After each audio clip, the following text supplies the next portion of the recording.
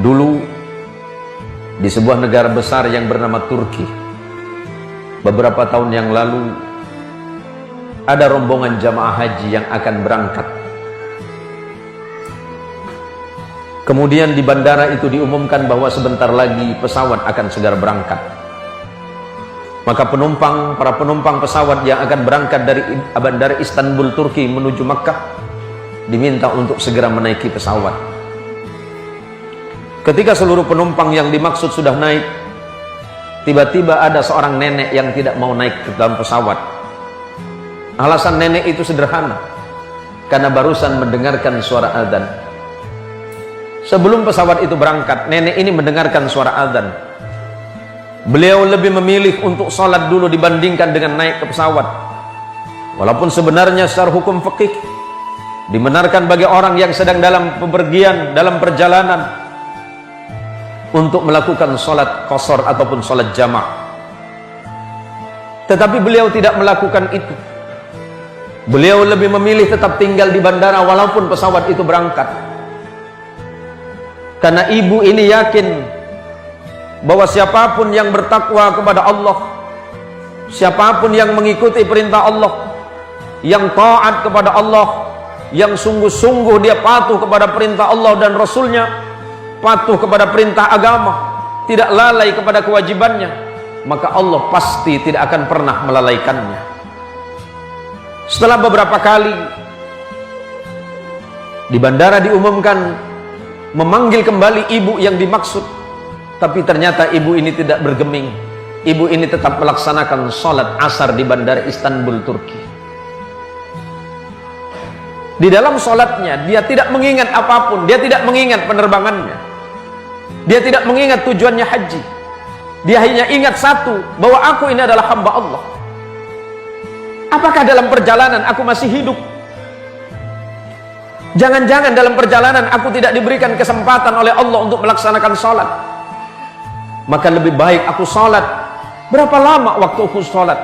Paling lama waktuku sholat hanya antara 5 dan 10 menit. Maka karena keikhlasan ibu ini, dia tetap sholat, dia patuh kepada perintah Allah. Dia lebih memilih ditinggalkan pesawat yang berangkat ke tanah suci Makkah dibandingkan dengan meninggalkan sholatnya.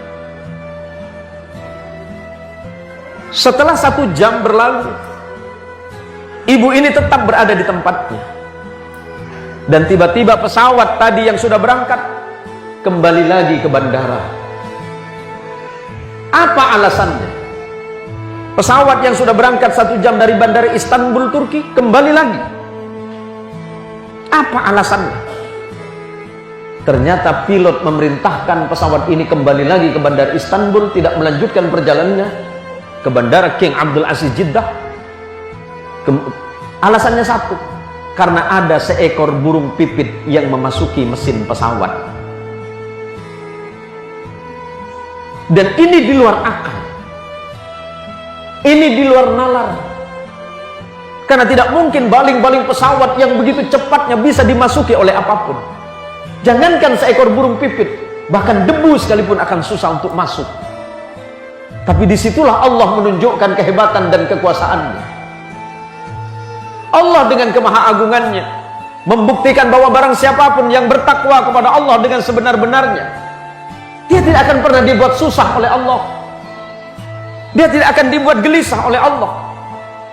Seperti apapun keadaannya, dia akan selalu yakin dan yakin bahwa Allah selalu bersamanya. Apakah hanya karena persoalan duniawi yang sedikit ini membuat kita lalai dan lupa kepada Allah? Harta duniawi ini pada akhirnya semuanya akan ditinggalkan oleh kita.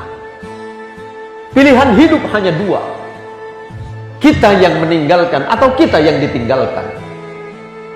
Apakah kita akan meninggalkan harta atau harta yang akan meninggalkan kita? Jangan karena persoalan duniawi yang sangat murah menyebabkan kita lupa kepada nikmat Allah yang sebenarnya, yakni nikmat penghambaan kepada Allah Subhanahu wa taala. Dan yang paling penting, jangan lupa kewajiban kita kepada Allah Subhanahu wa taala, yakni sujud dalam sholat kita. Semoga sujud kita ini semuanya diterima oleh Allah Subhanahu wa taala. Semoga amal ibadah dan amaliyah kita sehari-hari semuanya niscaya mendapatkan ridha dari Allah Subhanahu wa taala kelak di hadapan Allah, kelak di hadapan Rasulullah Muhammad sallallahu alaihi wasallam. Mungkin tidak banyak amal yang bisa kita banggakan, mungkin tidak banyak salat kita, mungkin tidak banyak sujud kita, mungkin tidak banyak zikir kita, mungkin sangat sedikit sedekah kita, mungkin sangat sedikit kebaikan-kebaikan dalam hidup kita. Tapi siapa tahu di antaranya ada satu sujud yang diterima oleh Allah Subhanahu wa taala, dan satu-satunya kebanggaan kita sebagai hamba Allah adalah sujud kita kepada Allah Subhanahu wa taala.